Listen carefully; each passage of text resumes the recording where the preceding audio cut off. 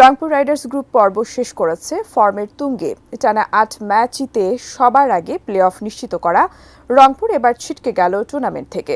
নতুন ৩ বিদেশি খেলোয়াড় নিয়ে প্রথম এলিমিনেটর ম্যাচেই ৯ উইকেটের বিশাল হারের স্বাদ পেল নুরুল হাসান সোহানের দল, যাতে বাঁধভাঙা উল্লাস ফিরেছে খুলনা টাইগার্স শিবিরে।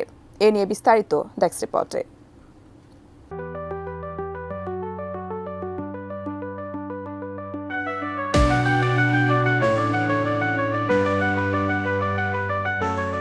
গ্রুপ পর্বের ৮ ম্যাচে ৮ জয়ের পর ৪ ম্যাচের একটিতেও জিততে পারেনি রংপুর রাইডার্স, যার জন্য এলিমিনেটরি ম্যাচ খেলতে রংপুর শিবিরে উড়িয়ে নিয়ে আসা হয় টিম ডেভিড, জেমস ভিন্স ও আন্দ্রে রাসেলকে। কিন্তু প্রথম ইনিংসে ব্যাটিং ব্যর্থতা ভুগিয়েছে রংপুর রাইডার্সকে।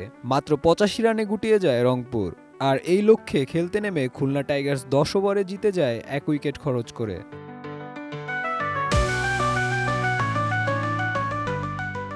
আজ মিরপুর শেরেবাংলা স্টেডিয়ামে টসে জিতে প্রথমে ব্যাটিংয়ের সিদ্ধান্ত নেয় রংপুর রাইডার্স।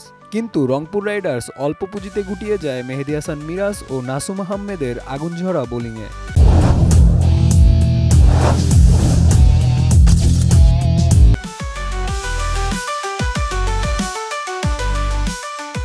আর ৮৬ রানের লক্ষ্যে খেলতে নেমে শূন্যতেই প্যাভিলিয়নে ফিরে যান মেহেদী হাসান মিরাজ। দ্বিতীয় উইকেটে অ্যালেক্স রস ও মোহাম্মদ নাইমের ৮৯ রানের অবিচ্ছিন্ন জুটিতে এই সহজ লক্ষ্য পাড়ি দেয় খুলনা টাইগার্স মাত্র ৫৮ বল খরচ করে।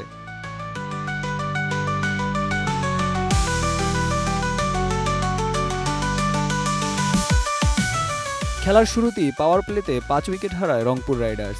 সেই মুহূর্তে খেলা থেকে ছিটকে যায় সোহানের দল। আকিব জাভেদ ও অধিনায়ক সোহানের বাইরে কেউ পেরোতে পারেনি ২ অঙ্কের ঘর। যে ৩ বিদেশিকে উড়িয়ে আনা হয়েছিল তারাও হয়েছেন ব্যর্থ।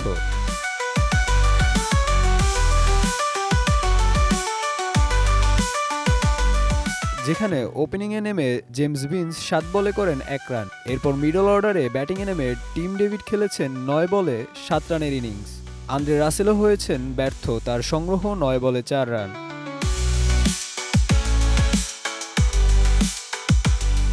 আর এই হারেই টুর্নামেন্ট থেকে বিদায় রংপুরের। কিন্তু খুলনা টাইগার্সের এখনও সুযোগ রয়েছে বিপিএল এর ফাইনাল খেলার। তার জন্য প্লে অফের আরেকটি ম্যাচ জিততে হবে তাদের।